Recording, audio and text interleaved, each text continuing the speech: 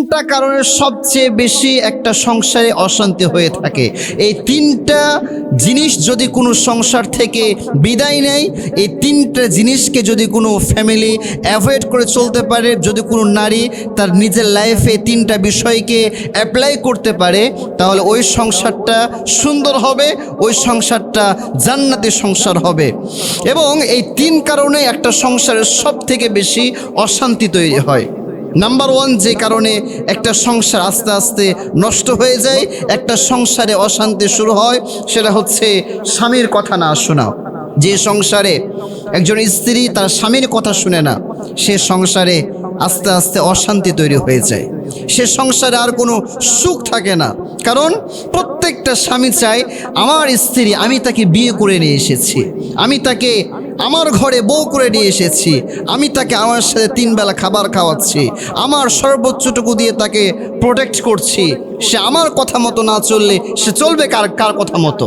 কিন্তু আজকাল আপনি লক্ষ্য করলে দেখতে পাবেন যে হাজারো স্ত্রী সে তার স্বামীর কথা শুনতে চায় না, যার ফলে স্বামীর যে একটা ভালোবাসা আছে, স্বামীর যে তার স্ত্রীর প্রতি একটা ভালোবাসা আছে, এই ভালোবাসাটা অটোমেটিক্যালি উঠে যাচ্ছে, যার ফলে সংসার থেকে শান্তিগুলো উঠে যাচ্ছে।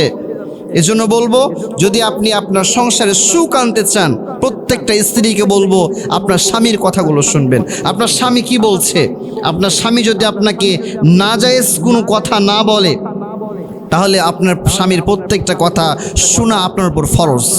আপনার স্বামী আপনাকে যা বলবে আপনার উপর শোনা এটা ফরজ। কারণ নবীজি বলেছেন, পৃথিবীতে যদি আল্লাহ তাআলা ছাড়া অন্য কাউকে সেজদা দেওয়া জায়েজ হতো, তাহলে আমি প্রত্যেকটা নারীকে আদেশ করতাম তারা যেন তাদের স্বামীকে সেজদা করে। আপনি কল্পনা করে দেখেছেন কত বড় একটা কথা? আল্লাহ তাআলা ছাড়া অন্য কাউকে সেজদা দেওয়া যদি জায়েজ হতো, তাহলে প্রত্যেকটা নারীকে আদেশ দেওয়া হতো তারা যেন তাদের হাজব্যান্ডের পায়ে গিয়ে লুটিয়ে পড়ে, তাদের হাজব্যান্ডকে তারা সেজদা করে। এজন্য বলবো, সংসারে যদি আপনি সুখ পেতে চান, যদি অশান্তি না পেতে চান, তাহলে আপনি স্বামীর কথা শুনবেন। 2 নাম্বার যে কারণে সংসারে অশান্তি হয়, সেটা হচ্ছে স্বামীর মুখে মুখে তর্ক করা। যে সংসারে স্ত্রী স্বামীর মুখে মুখে তর্ক করে, স্বামী একটা বললে স্ত্রী 2টা বলে, স্বামী ডানে বললে স্ত্রী বামে যায়, স্বামী যদি বলে ইয়াস স্ত্রী বলে নো, ওই সংসারে সুখ থাকে না। আল্লাহ তাআলা নারীদেরকে পাঠিয়েছেন কেন? আল্লাহ তাআলা নিজে বলছেন, আজওয়াজাল লিতাসকুনু ইলাইহা। আমি আল্লাহ তাআলা নারীদেরকে পুরুষের চক্ষু শীতলের জন্য বানিয়েছি।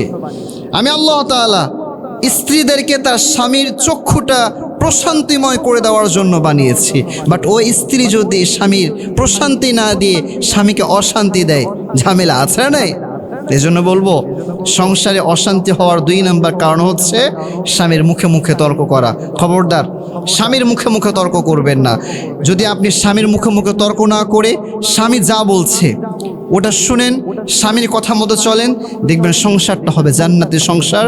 ওই সংসারে কোনো ঝামেলাও থাকবে না, ওই সংসারে কোনো মারামারি হানাহানি কোনো কিছুই থাকবে না। আল্লাহ প্রত্যেকটা বোনকে বুঝার তৌফিক দান করুন। 3 নাম্বার যে কারণে একটা সংসারে অশান্তি হয়, সেটা হচ্ছে স্বামীর কাজকে মূল্যায়ন না করা। অনেক স্ত্রী আছে যারা স্বামীকে বলে তুমি কি করো, তোমাকে তো আমি দেখি তুমি কি করো। এই যে স্বামীর কাজকে যে সে তুচ্ছ তাচ্ছিল্য করলো, স্বামীকে যে সে তার কাজের মূল্যায়ন করলো না, স্বামীকে যে সে অবহেলা করলো, এর ফলে স্বামীর ভিতরে গিয়ে একটা বড় আঘাত লাগে, যার ফলে স্বামীর ভিতরে যে স্ত্রীর জন্য একটা মায়া কাজ করতো, একটা ভালোবাসা কাজ করতো, এই ভালোবাসা এই মায়াটা দিন দিন উঠে যায় এবং ওই সংসারের ভিতরে যে একটা শান্তি ছিল, একটা প্রশান্তি ছিল, এই শান্তিটাও আস্তে আস্তে হারিয়ে যায়। এজন্য বলবো, যদি এই সংসারগুলোকে সুন্দর এবং শান্তিময় সংসার করতে চান, এই বিষয়গুলো অ্যাভয়েড করে চলতে হবে।